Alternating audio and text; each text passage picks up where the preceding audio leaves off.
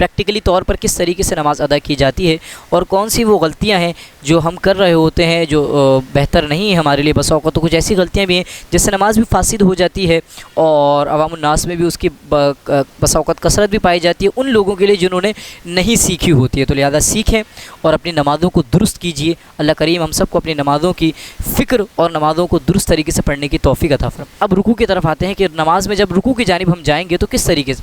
तो देखिए रुकू का अदना दर्जा और आला। अदना दर्जा ये कि हाथ बढ़ाएं तो घुटनों तक पहुंच जाएं, ये बस हो गया। और आला दर्जा ये है कि अच्छे तरीके से और आपकी पीठ बिल्कुल सीधी होनी चाहिए। जैसे मैंने आपको सामने रखा ना, मैं तो आपके सामने मतलब जो मेरी पीठ है आप इसको देखिएगा अच्छे तरीके से बिल्कुल सीधी। और मैं पहले आपको समझा देता हूँ, पीठ इस तरह सीधी होनी चाहिए कि आपका सर और पीठ बिल्कुल मुकाबिल में हो। ऐसा नहीं कि सर नीचे पीठ ऊपर, पीठ नीचे सर ऊपर, या ऐसी आपने माशाल्लाह स्लाइड बना दी हो कि रिलैक्स होकर कोई भी आए तो बैठे और आराम से नीचे, ऐसा नहीं होना चाहिए। बल्कि यहाँ तक फुक़हा फरमाते हैं पीठ और सर बिल्कुल सीध में होना चाहिए। यहाँ तक कि पानी का भरा हुआ गिलास भी अगर आपकी पीठ पर रख दे तो गिरे ना।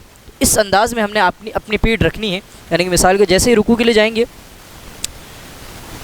अच्छा, एक बात और भी जो हमारे आइम्मा हज़रात हैं उनकी इस्लाह के लिए मैं ये बात अर्ज़ करना चाह रहा हूँ कि जब भी हम तकबीरात कहते हैं ना, जैसे अल्लाहु अकबर, फिर आगे मज़ीद अल्लाहु अकबर, समी अल्लाहु लिमन हमीदा, तो इसके अंदर हुक्म ये है कि ये अक्सर पाया जाता है कि जो ना मैं तो नहीं कह रहा था, ये कि उलमा फरमाते हैं कहना ऐसा चाहिए कि मिसाल के तौर पर जैसे मैं खड़ा हूँ, अब अल्लाह अकबर ऐसे नहीं कि डायरेक्ट शुरू कर दें अल्लाहु अकबर।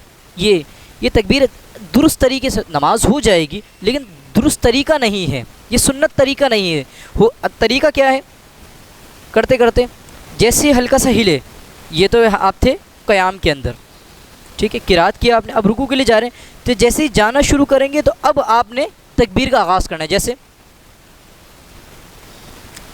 अल्लाहु अकबर, और जहाँ मकाम तक पहुँचना है वहाँ तक अपनी तकबीर मुकम्मल कर दें। बस औक़ात होता क्या है, शुरू पहले कर ली जाती है, उस मकाम तक पहुँचने से पहले ख़त्म, या बाद में शुरू की जा रही है तो मकाम तक पहुँच गए, उसके बावजूद भी तकबीर का कुछ हिस्सा यानी कि जैसे अकबर अकबर बर, इस तरह, या जैसे मैं आपको देखें मिसाल के तौर पर सही तरीका पहले मैं आपको बता देता हूँ। अल्लाहु अकबर, अब आप पहुँच गए अच्छी तरह, अब आप तस्बीह शुरू कर देंगे रुकू की। लेकिन अगर मिसाल के तौर पर हम जाएँ इस तरीके से, जैसे अल्लाहु अकबर, देखें तकबीर ख़त्म हो चुकी है, उसके बाद मैं अपने हाथों यानी कि रुकू की जानिब, जो रुकू का आला दर्जा उस तक पहुंच सका हूं। तो लिहाजा इसको भी जो हमारे आइम्मा हज़रात हैं वो देख सकते हैं और अपनी और बिलखुसूस मेरी भी इस्लाह कीजिएगा अगर मेरी कोई गलती को पाएँ तो अल्लाह करीम हम सबको।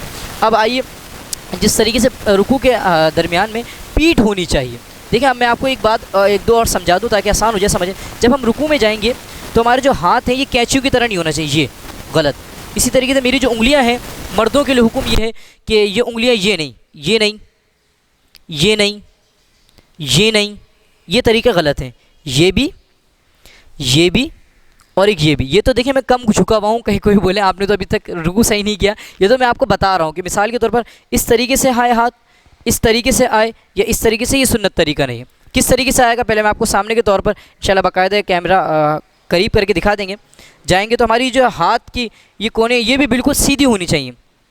अल्लाहु अकबर, अब मैं आपको बाकायदा पूरा रुकू करके दिखाता हूँ। अल्लाहु अकबर, ये हमारा रुकू होना चाहिए। सर भी और हमारी पीठ भी बिल्कुल एक सीध में होनी चाहिए। ये नहीं कि सर में ऊपर कर लूँ या थोड़ी सी पीठ हल्का सा छोड़ दूं या बिल्कुल ही ज़्यादा इस तरह झुक जाऊं ताकि मेरी उंगली जो हाथ हैं कोनियाँ ये बिल्कुल निकल आएँ और कैंची की मिसल बन जाए। नहीं, ये बिल्कुल ये होने चाहिए। उंगलियां अच्छे तरीके से जमा कर, ज़्यादा फैलानी भी नहीं है, और पीठ और सर सीध में होना चाहिए।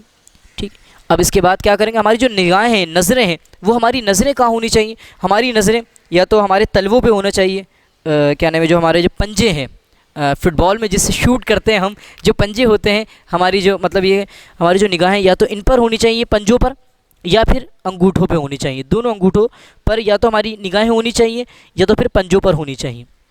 और इसी के साथ साथ जब हम अगर किसी के साथ नमाज़ पढ़ रहे हैं तो मतलब रुकू में जाने के बाद ये नहीं देखना है कि बराबर वाले का पाँव काला है या सफ़ेद है।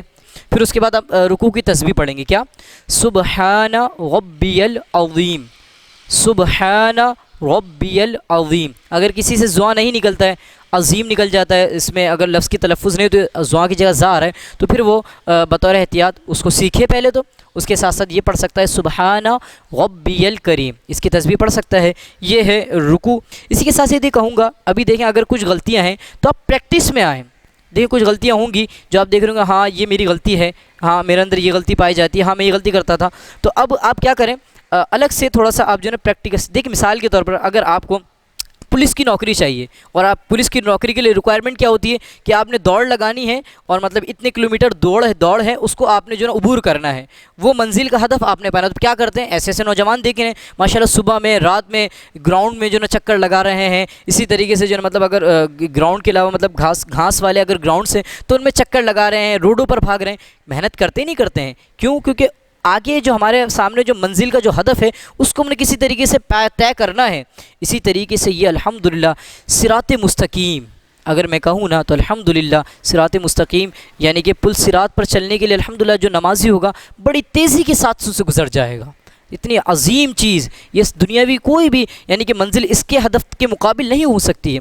तो ये नमाज़ तेज़ी से हमें गुजार देगी, उसके लिए हम प्रैक्टिस नहीं करते। उसके लिए फिर हमारा ये कहना कि भाई अल्लाह कबूल कर लेगा, लेकिन ये जुमला तो काफ़ी नहीं होगा, प्रैक्टिस करनी पड़ेगी। आपने मुझे देख लिया, आप ज़रूरी नहीं कि पूरा देखने के बाद आप बोलें ये गलतियाँ। मिसाल के तौर पर अगर किसी के अंदर थोड़ी ज़्यादा गलतियाँ कहें, यार इतनी सारी गलतियाँ कैसे करूँगा, तो कोई बात नहीं, एक दिन में एक गलती को 3 दिन बेहतर करने की कोशिश करें।